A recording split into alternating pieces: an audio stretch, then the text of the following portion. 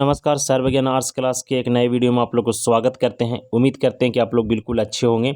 और अगर आप क्लास 10th की तैयारी कर रहे हैं और आप बिहार बोर्ड 2025 में आपका परीक्षा देना है, तो आपका एसएसटी से जितना भी सिलेबस है आपका, जैसे हिस्ट्री, ज्योग्राफी, पॉलिटिकल साइंस और इकोनॉमिक्स, वो सभी का आपका किताब से हम पर्सनल ऑब्जेक्टिव प्रश्न चैप्टर वाइज लेकर आ रहे हैं। और प्रत्येक चैप्टर का आपका हम खंगाल कर पूरी तरह से निकालें ऑब्जेक्टिव प्रश्न। तो आज की इस वीडियो में हम आप लोग को बताने वाले हैं क्लास 10th यानी ज्योग्राफी का जो आपका है, और पहला चैप्टर उसका नाम है आपका, देख सकते हैं कि संसाधन विकास और उपयोग। इस चैप्टर से हम टोटल बहुत सारे प्रश्न को लेकर आए हैं, जो इस वीडियो में आपको एक एक प्रश्न का जवाब देंगे और आपको समझाने का प्रयत्न करेंगे। और ये प्रश्न जो होगा सबका Bihar board class 10th social science के लिए ही बनाया जा रहा है। इसमें केवल और केवल ऑब्जेक्टिव प्रश्न होगा। चैनल पर नए होंगे तो सब्सक्राइब जरूर करिएगा, बेल आइकन वाले घंटी को प्रेस करिएगा, ताकि जब भी हम आपके लिए कोई भी नए वीडियो बोर्ड से संबंधित लेकर आए तो नोटिफिकेशन आप तक सबसे पहले जाए। देखिए, पहला प्रश्न इसमें हम इस प्रकार से लिखे हैं कि सौर ऊर्जा निम्नलिखित में से कौन सा संसाधन है। तो सौर ऊर्जा कौन सा संसाधन है, तो हम बता दें आप लोग को कि जब सूर्य की प्रकाश से जो ऊर्जा बनाई जाती है आपका सोलर प्लेट के द्वारा, तो वो सौर ऊर्जा उत्पादन होता है। और ये जो होता है यह हम पुनः उपयोग दोबारा कर सकते हैं, क्योंकि सूर्य की प्रकाश निरंतर रहती है। ठीक है, तो इसका सही और करेक्ट आंसर हो जाएगा पुनः पूर्ति योग संसाधन। पुनः पूर्ति योग संसाधन यानी ख, इसका बिल्कुल सही और करेक्ट आंसर है। आप लोग पेन और कॉपी लेकर बैठें और सारे ऑब्जेक्टिव प्रश्न को अपने कॉपी में बिल्कुल सही ढंग से लिखें। दूसरा प्रश्न देखते हैं प्यारे बच्चे। दूसरा प्रश्न इसमें बताए हैं कि निम्नलिखित में यानी निम्नांकित में कौन प्राकृतिक संसाधन नहीं है। तो कौन प्राकृतिक संसाधन नहीं है, जो प्राकृतिक के द्वारा बनाया जाएगा वो प्राकृतिक संसाधन होगा, और जो प्राकृतिक के द्वारा नहीं बनाया जाएगा वो आपका क्या हो जाएगा प्यारे बच्चे, तो वो हो जाएगा आपका मानवीय संसाधन। तो ये देखिए वन, तो वन जो है इसे आपका किसके द्वारा बनाया गया है, तो प्राकृतिक के द्वारा बनाया गया। तो इसका सही आंसर ये नहीं होगा, क्योंकि ये है आपका प्राकृतिक संसाधन। दूसरा ऑप्शन देख लेते हैं। दूसरा ऑप्शन है नदी। नदी, पहाड़ जो इतना भी है ये सब प्राकृतिक संसाधन के रूप में देखा जाता है। और इसके बाद घ देख लेते हैं पहले, खनिज। खनिज जो भी है आपका भूमि के अंदर से जो खोद कर निकाला जाता है, ये भी आपका प्राकृतिक के द्वारा बनाया गया है। तो ये तीनों का तीनों जो है इसे प्राकृतिक संसाधन का उदाहरण है। ये पूछा था क्वेश्चन के में से प्राकृतिक संसाधन नहीं है, तो नगर जो है इसे मानवों के द्वारा बसाया जाता है, इसलिए इसका बिल्कुल सही और करेक्ट आंसर हो जाएगा ऑप्शन ग यानी नगर। ठीक है प्यारे बच्चे, चलिए अगला प्रश्न देखते हैं। 3 नंबर प्रश्न, इनमें से कौन कथन सही नहीं है। तो इनमें से कौन सा कथन सही नहीं होगा, तो देखिए यहाँ पे कह रहा है कि प्राकृतिक की सभी वस्तुएं जो देखने में आती है वे संसाधन है। तो इसका सही आंसर यही होगा, जितना भी प्राकृतिक के द्वारा दिखी जाती है वो सब संसाधन है। तो बिल्कुल गलत बात है, सभी चीज़ संसाधन के रूप में नहीं होता है। इसका सही आंसर हो जाएगा ये वाला का। इसका क्लियर है। चलिए प्यारे बच्चे, चौथा नंबर यानी 4 नंबर प्रश्न देखते हैं। 4 नंबर प्रश्न इस प्रकार से है कि डाकू की अर्थव्यवस्था का संबंध है। डाकू की अर्थव्यवस्था का संबंध किससे है, संसाधन संग्रहण से तो नहीं, संसाधन की विदोहन से। तो इसका सही आंसर क्या हो जाएगा, संसाधन की विदोहन से। या किसका सही आंसर क्या हो जाएगा मेरे प्यारे बच्चे, तो इसका सही आंसर हो जाएगा यही कि संसाधन के विदोहन से। ठीक है, इसका करेक्ट आंसर क्या हो जाएगा, यही हो जाएगा ऑप्शन ख। चलिए इसके बाद देखते हैं आपका 5 नंबर प्रश्न। 5 नंबर प्रश्न आपका इसमें है कि इनमें कौन अजैविक संसाधन है। इनमें से कौन जो है इसे आपका अजैविक संसाधन है। अजैविक का मतलब क्या होता है, वैसा संसाधन जीवाश्म नहीं पाया जाता है, जीव नहीं पाया जाता है। ठीक है, तो ये इसका सही और करेक्ट आंसर क्या हो जाएगा, तो पंछी जो है इसे जैविक संसाधन है, मनुष्य जो है इसे आपका जैविक संसाधन है, पेड़ पौधा है आपका जैविक संसाधन है। तो इसमें से बच कौन गया आपका, अबरक। अबरक इसका बिल्कुल सही आंसर हो जाएगा। इसमें जीव यानी जीवाश्म नहीं पाया जाता है, ये इसका सही आंसर हो जाएगा घ यानी अबरक जो हो जाएगा से आपका अजैविक संसाधन हो जाएगा। वीडियो पसंद आ रहा हो तो अपने दोस्तों में भी शेयर करिएगा, उनको भी 2025 के बिहार बोर्ड में कुछ मदद मिल जाएगा ये चैनल की सहायता से। चैनल पर नए होंगे तो सब्सक्राइब करिए, अपने दोस्तों को भी जोड़ने का कोशिश करिएगा। और इसका PDF अगर जो आप लेना चाहते हैं तो इसका PDF आपको टेलीग्राम चैनल पर मिल जाएगा। टेलीग्राम चैनल का लिंक हम डिस्क्रिप्शन में लगा दिए हैं। टेलीग्राम चैनल का नाम है आपका सर्वज्ञान आर्ट्स क्लासेस, केवल लिखना है, डायरेक्ट स्पेस कहीं नहीं देना है। चलिए 6 नंबर प्रश्न है मेरे डियर स्टूडेंट कि निम्नलिखित यानी इनमें से किस प्राकृतिक संसाधन का भंडार सीमित है? इनमें से कौन सा जो है आपका वह प्राकृतिक संसाधन जिसका भंडार आपका सीमित है? तो खनिज तेल इसी का सीमित है, यानी वैसा पदार्थ बताना है जो एक न एक दिन खत्म हो जाएगा। तो देख लीजिए, खनिज तेल जो है इसे एक न एक दिन खत्म हो जाएगा, तो ये प्राकृतिक संसाधन है लेकिन भंडार के रूप में केवल सीमित है, ये कभी न कभी खत्म हो जाएगा। इसका सही आंसर हो जाएगा क्या हो जाएगा? इसका बिल्कुल सही और करेक्ट आंसर हो जाएगा, क्योंकि सौर ऊर्जा ये कभी नहीं खत्म होगा, हवा कभी नहीं खत्म होगा, पानी कभी नहीं खत्म होगा। इसका सही और करेक्ट आंसर हो जाएगा मेरे प्यारे बच्चे आपका ऑप्शन यानी खनिज तेल। चलिए 7 नंबर प्रश्न देख लेते हैं। 7 नंबर प्रश्न है इसमें कि ज्वारीय ऊर्जा किस प्रकार का संसाधन है? ज्वारीय ऊर्जा जो है से किस प्रकार की संसाधन है, ये आपका प्रश्न डाले गया है, इसमें आप लोग को बताना है। तो ज्वारीय जो ऊर्जा है ये कैसा संसाधन है? नवीकरणीय संसाधन है, अजैव संसाधन है? तो इसका सही और करेक्ट आंसर हो जाएगा आपका नवीकरणीय संसाधन। नवीकरणीय संसाधन कहता है, नवीकरणीय संसाधन किसको कहते हैं? तो वैसा प्राकृतिक संसाधन या वैसा संसाधन जिसे एक बार उपयोग करके पुनः उपयोग में लाया जा सके उसे नवीकरणीय संसाधन कहते हैं।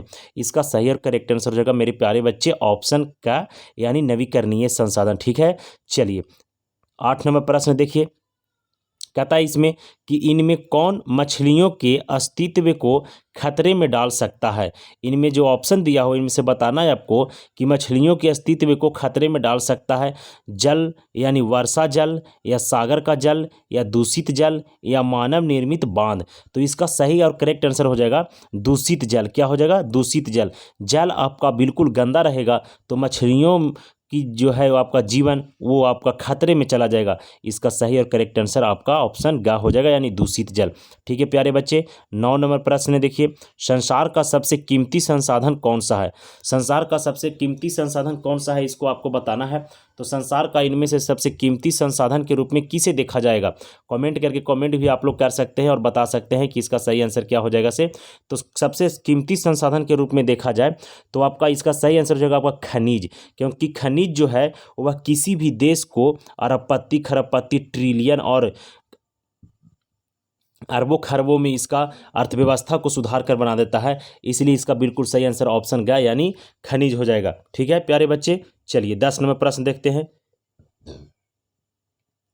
10 नंबर प्रश्न इस प्रकार से है, कहता है इसमें कि आपका संसाधनों के नियोजन के लिए इनमें कौन सी प्रक्रिया अपनाई जाती है? तो इनमें कौन सी प्रक्रिया जो है अपनाई जाती है यानी संसाधनों के नियोजन करने के लिए?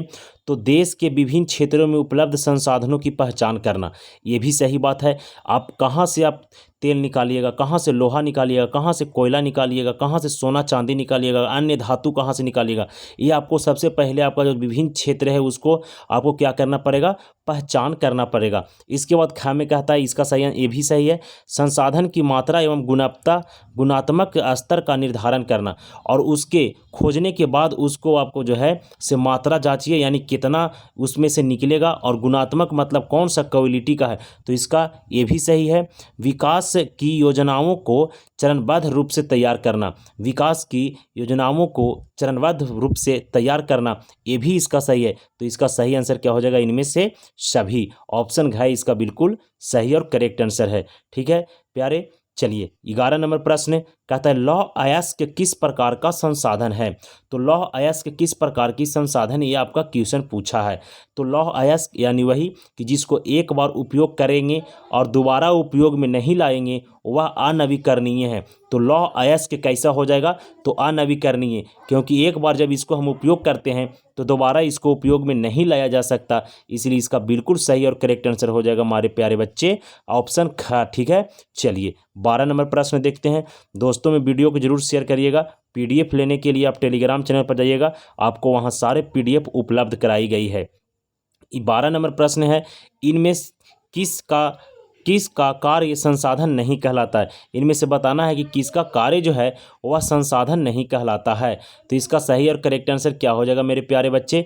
तो भीख मांगना, या तो और ऑप्शन दिखाते हैं, या फिल्म एक्टर या स्कूल या कॉलेज का शिक्षक या धनोपार्जन में लगा चित्रकार। तो इसका सही आंसर हो जाएगा, ये संसाधन नहीं है तो आपका भीख मांगना। ये भीख मांगना जो है इसे संसाधन का कोई डिफिनेशन में सेटेबल नहीं होता है। ऑप्शन क्या इसका बिल्कुल सही आंसर है, ये परीक्षा में आने की संभावना जताई जाएगी। चलिए अगला प्रश्न देखते हैं, 13 नंबर प्रश्न। 13 नंबर है आपका कि मानव सबसे बड़ा संसाधन है क्योंकि, मानव सबसे बड़ा संसाधन है क्योंकि बताना है आपको, क्योंकि वह अपनी प्रतिभा से वस्तुओं का उत्पादन और उपयोग करता है। इसका सही और करेक्ट आंसर यही हो जाएगा। मानव सबसे बड़ा संसाधन है क्योंकि वह अपनी प्रतिभा से वस्तुओं का उत्पादन करता है और फिर उसे क्या करता है, उपयोग में लाता है। इसका सही करेक्ट आंसर हो जाएगा ऑप्शन का। ठीक है प्यारे बच्चे, चलिए 14 नंबर प्रश्न देख लेते हैं। 14 नंबर प्रश्न इस प्रकार से है कि सागर तट से कितने किलोमीटर दूर तक, ये एकदम VVI इंपॉर्टेंट प्रश्न है, ये कई बार बिहार बोर्ड के एग्जाम में पूछा गया है। चलिए, सागर तट से कितने किलोमीटर तक के महासागरीय क्षेत्र में पाए जाने वाले संसाधन किसी देश की राष्ट्रीय संपत्ति है। तो कितने किलोमीटर ये बताना है आप लोग को। बहुत महत्वपूर्ण प्रश्न है ये, इतना मस्त प्रश्न है आप कह नहीं सकते हैं।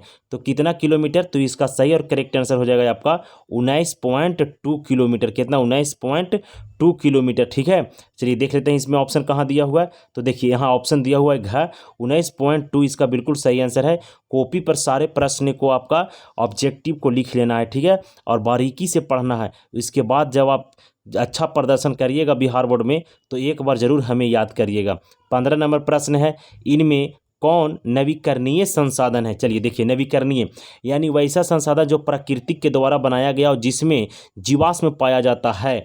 चलिए देखिए, तो मछली क्या है, नवीकरणीय संसाधन है। नदियाँ क्या है, नवीकरणीय संसाधन है। वन्य जीव क्या है, नवीकरणीय संसाधन है। इनमें से सभी क्या है, सभी नवीकरणीय संसाधन है। इसका सही और करेक्ट आंसर हो जाएगा ऑप्शन घ। क्या हो जाएगा मेरे प्यारे बच्चे, ऑप्शन घ इसका बिल्कुल सही और करेक्ट आंसर हो जाएगा। चलिए 16 नंबर प्रश्न देख लेते हैं। 16 नंबर प्रश्न इस प्रकार से है कि इनमें कौन प्राकृतिक मानवकृत संसाधन है, यानी इनमें से बताना है आपको कि मानव के द्वारा बनाया गया संसाधन कौन है। तो आपका सड़क यही है जो है आपका मानव के द्वारा बनाया गया है। तो ये इसका सही और करेक्ट आंसर हो जाएगा, मानव के द्वारा यह निर्मित किया गया संसाधन सड़क है। नदी प्राकृतिक का है, वन प्राकृतिक का है, खनिज प्राकृतिक का है। ऑप्शन का इसका बिल्कुल सही आंसर हो जाएगा प्यारे बच्चे। वीडियो पसंद आ रहा होगा तो लाइक जरूर करिएगा। चलिए 17 नंबर प्रश्न है, तट रेखा से कितने किलोमीटर दूर तक महासागरीय क्षेत्र किसी देश का अपवर्जक आर्थिक क्षेत्र माना जाता है। कितने किलोमीटर बताना है। ये भी आपका VVI एकदम छाप लीजिएगा, ये भी कई बार बिहार बोर्ड में पूछ दिया गया है। तो इसका सही आंसर होगा 200 किलोमीटर। कितना प्यारे बच्चे, 200 किलोमीटर। इसका नॉक्टिकल मिल में देता है कितना, नॉक्टिकल मिल में, यानी ANM लिखा हुआ रहता है नॉक्टिकल मिल में, क्योंकि समुद्र की दूरी जो है वो नॉक्टिकल मिल में ही मापी जाती है। इसके बाद देख लेते हैं प्यारे बच्चे, आपका 18 नंबर प्रश्न कहता है इसमें, प्राकृतिक संसाधन के संरक्षण के लिए 1968 ईस्वी में कौन सा कन्वेंशन कराया गया था। ये भी बहुत महत्वपूर्ण ऑब्जेक्टिव प्रश्न है जो हम टिक आउट करके दे रहे हैं, चैप्टर वाइज देंगे, उसमें आपको टिक आउट करके रखना है ताकि आपका बिहार बोर्ड के जब परीक्षा देने के लिए जाएं तो वहाँ पर आपको बहुत बहुत ज़रूरत से आपका ये क्या करेगा, सहायता करेगा। प्राकृतिक संसाधन के संरक्षण के लिए 1968 ईस्वी में कौन सा कन्वेंशन कराया गया था। तो अफ्रीकी कन्वेंशन कराया गया था। कौन सा प्यारे बच्चे, अफ्रीकी कन्वेंशन। ऑप्शन क्या इसका बिल्कुल सही और करेक्ट आंसर हो जाएगा। ठीक है, चलिए वीडियो पसंद आ रहा है तो लाइक जरूर करिएगा, बार बार बोल रहे हैं हम। 19 नंबर प्रश्न देख लेते हैं, कोयला किस प्रकार का संसाधन है। तो कोयला कैसा संसाधन है, तो कोयला जो है इसे उसको उपयोग करने के बाद फिर क्या हो जाता है बबुआ, तो उपयोग करने के बाद तो भस्म हो जाता है, इसलिए ये अनवीकरणीय संसाधन है। एकदम VVI ऑब्जेक्टिव प्रश्न है। जब आप टेस्ट दीजिएगा या तो सेट मारिएगा उसमें देखिएगा ये सारे प्रश्न आएंगे। तो इसका सही और करेक्ट आंसर हो जाएगा मेरे प्यारे बच्चे ऑप्शन का, यानी कोयला जो है इसे कई संसाधन अनवीकरणीय संसाधन है। ठीक है, चलिए 20 नंबर प्रश्न देख लेते हैं बाबू। 20 नंबर प्रश्न इस प्रकार से है कि सागर तट से 12 समुद्री मील अर्थात 19.2 किलोमीटर तक के महासागरीय क्षेत्र में पाए जाने वाले संसाधन किस प्रकार के संसाधन के रूप में देखेंगे। तो किस प्रकार के रूप में संसाधन को देखेंगे, तो इसका सही और करेक्ट आंसर क्या हो जाएगा मेरे प्यारे बच्चे। आप लोगों ने अपने टीचर से पढ़ा होगा तो जरूर बताइएगा। तो इसका सही और करेक्ट आंसर क्या हो जाएगा, इसका सही और करेक्ट आंसर हो जाएगा राष्ट्रीय संसाधन। क्या हो जाएगा, राष्ट्रीय संसाधन हो जाएगा। ठीक है, राष्ट्रीय संसाधन हो जाएगा। चलिए अगला प्रश्न देख लेते हैं। 21 नंबर प्रश्न है। 21 नंबर प्रश्न इस प्रकार से है, झारखंड का स्वर्ण क्षेत्र किस प्रकार के संसाधन का उदाहरण है? तो किस प्रकार का संसाधन का उदाहरण है झारखंड का स्वर्ण क्षेत्र, किस प्रकार का उदाहरण है? तो संचित भंडार क्षेत्र के रूप में ये संसाधन जो है इस उदाहरण के रूप में मौजूद है। ऑप्शन का इसका बिल्कुल सही और करेक्ट आंसर हो जाएगा, क्योंकि संसाधन के कई भागों में बांटा गया है, वो आपका क्लास में पढ़ाया गया होगा। ठीक है, इसको आप पढ़ें तो केवल ऑब्जेक्टिव मदद करें, इसके बाद हम सब्जेक्टिव का भी प्रश्न जो है इसे आपका आंसर की लेकर आएंगे उसका और आंसर देंगे। 22 नंबर प्रश्न कहता है, इनमें कौन नवीकरणीय संसाधन है? तो इनमें से बताना आपका कौन नवीकरणीय संसाधन है। नवीकरणीय का मतलब वही कि जिसको एक बार उपयोग करने के बाद बार बार उपयोग किया जा सकता है। तो खनिज तेल ये नहीं है, बिल्कुल गलत है। कोयला ये भी बिल्कुल गलत है। वन तो ये इसका बिल्कुल सही और करेक्ट आंसर हो जाएगा। क्या हो जाएगा प्यारे बच्चे? इसका सही आंसर क्या हो जाएगा? वन हो जाएगा। ऑप्शन ग इसका बिल्कुल सही आंसर है, क्योंकि वन में जो लकड़ियाँ उगती है, पेड़ पौधे उगते हैं, वो हम उपयोग करते हैं, फिर वह पुनः उत्पन्न हो जाता है। तो इसका सही और करेक्ट आंसर हो जाएगा आपका ग, यानी वन जो है ये आपका नवीकरणीय संसाधन है। चलिए 23 नंबर प्रश्न देखिए, पर्यावरण दिवस कब मनाया जाता है? बहुत इंपॉर्टेंट प्रश्न है बाबू। पर्यावरण दिवस कब मनाया जाता है ये आपको बताना है। तो पर्यावरण दिवस कब मनाया जाता है? कमेंट बॉक्स में कमेंट करके भी जवाब दे सकते हैं आप लोग। चलिए तो पर्यावरण दिवस जो है इसे आपका मनाया जाता है 5 जून को। कब? 5 जून को मनाया जाता है। 5 जून को पर्यावरण दिवस मनाया जाता है। इसका सही आंसर क्या हो गया? ऑप्शन का। ठीक है प्यारे बच्चे। चलिए 24 नंबर प्रश्न देखिए, कहता है आपका कि प्रथम पृथ्वी सम्मेलन कब हुआ था? तो प्रथम पृथ्वी सम्मेलन आपका 1992 में हुआ। प्रथम पृथ्वी सम्मेलन 1992 ईस्वी में हुआ था। ऑप्शन ख इसका बिल्कुल सही और करेक्ट आंसर है। और प्रथम पृथ्वी सम्मेलन जो हुआ था ये आपका दक्षिण अमेरिका महादेश के ब्राज़ील एक देश पड़ता है, उसी ब्राज़ील देश का एक जगह था जिसका नाम था Rio de Janeiro. Rio de Janeiro, ये भी क्वेश्चन कई बार पूछा है। रियो डी जेनेरो, ठीक है, रियो डी जेनेरो आपको याद रखना है। रियो डी जेनेरो इसका सही आंसर हो जाएगा ऑप्शन ख।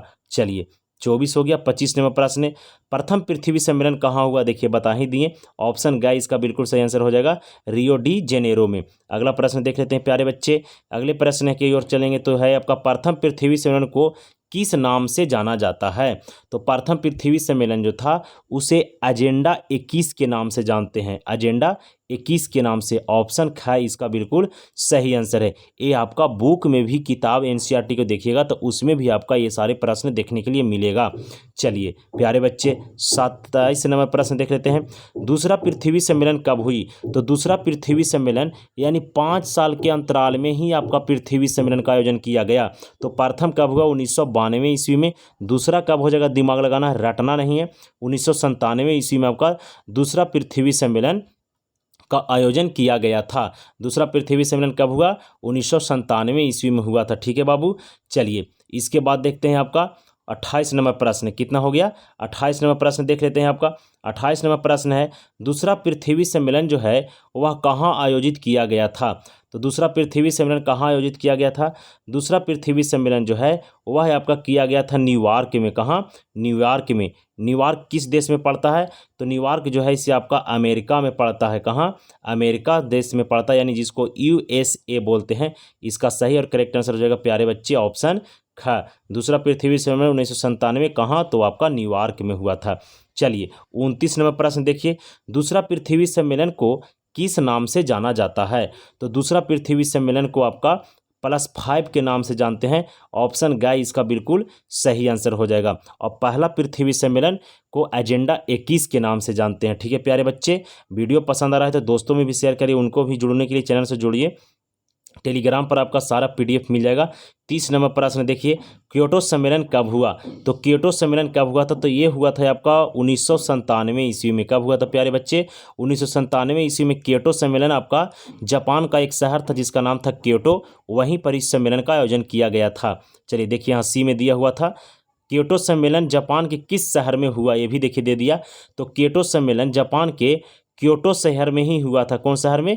क्योटो शहर में। ऑप्शन का इसका बिल्कुल सही आंसर है मेरे प्यारे बच्चे। चलिए 32 नंबर प्रश्न देखिए, कहता है क्योटो सम्मेलन में पर्यावरण को दूषित करने वाले कितने गैसों को जिम्मेदार ठहराया था। तो कितने गैस के जिम्मेदार ठहराया था, तो 6 गैस को। कितने, 6 गैस को। ऑप्शन ग इसका बिल्कुल सही आंसर है मेरे प्यारे बच्चे। चलिए, वीडियो पसंद आ रहा है तो लाइक जरूर करिएगा, चैनल पर नए होंगे सब्सक्राइब करिएगा। 33 नंबर प्रश्न देखिए, तीसरी पृथ्वी सम्मेलन 2002 में कहाँ आयोजन हुआ। यानी तीसरा पृथ्वी सम्मेलन जो हुआ 2002 में, तो कहाँ आयोजन हुआ था, तो ये हुआ था आपका जोहान्सबर्ग में। कहाँ, जोहान्सबर्ग में। ये गाय इसका बिल्कुल सही और करेक्ट आंसर है। इसको आपको कमेंट बॉक्स में देना है जवाब कि जोहान्सबर्ग जो है वह किस देश में पड़ता है, जोहान्सबर्ग किस देश में पड़ता है। ठीक है, चलिए 34 नंबर प्रश्न देखिए, कहता है जोहान्सबर्ग किस देश में स्थित है। लीजिए, आप बता ही दिए जोहान्सबर्ग किस देश में है, आपको कमेंट बॉक्स में कमेंट करके देना है। इसका सही आंसर इसमें दिया हुआ है। 35 नंबर प्रश्न देख लीजिए। 35 नंबर प्रश्न है मेरे प्यारे बच्चे कि सोपानी कृषि किस राज्य में किया जाता है। तो सोपानी कृषि जो है इसे पर्वतीय इलाका और पहाड़ी इलाका में किया जाता है। आप लोगों ने ज्योग्राफी पढ़ा होगा तो आपको टीचर बताए होंगे कि पर्वतीय इलाका में जो राज्य है वो कौन कौन है। तो इसमें देखिए, हरियाणा ये नहीं है, बिहार ये भी नहीं है, पंजाब भी नहीं है, तो बच कौन गया, आपका उत्तराखंड। तो उत्तराखंड में आपका सोपानी कृषि की जाती है। ठीक है प्यारे बच्चे, तो ये था आपका 35 ऑब्जेक्टिव प्रश्न जो आपका चैप्टर ज्योग्राफी का पहला से लाए थे हम। आई होप वीडियो आपको बहुत पसंद आया होगा और कुछ सीखने के लिए मिला होगा। चैनल को सब्सक्राइब जरूर करिएगा और ऐसे मज़ेदार हम बिहार बोर्ड के लिए ही प्रश्न लेकर आते रहते हैं और आगे भी लेकर आते रहेंगे। आप हमें ज़्यादा से ज़्यादा क्या करें, सपोर्ट करें। आप कमेंट करें कि आपके अगले वीडियो जो है इसे हम किस टॉपिक पर बनाएं। आपके पसंदीदा चैनल सर्वज्ञान आर्ट्स क्लासेस था ये। ठीक है प्यारे बच्चे, चलिए आप हमें दीजिए इजाज़त। तब तक के लिए जय हिंद, जय भारत। मिलते हैं किसी एक नए वीडियो में एक नए जोश के साथ।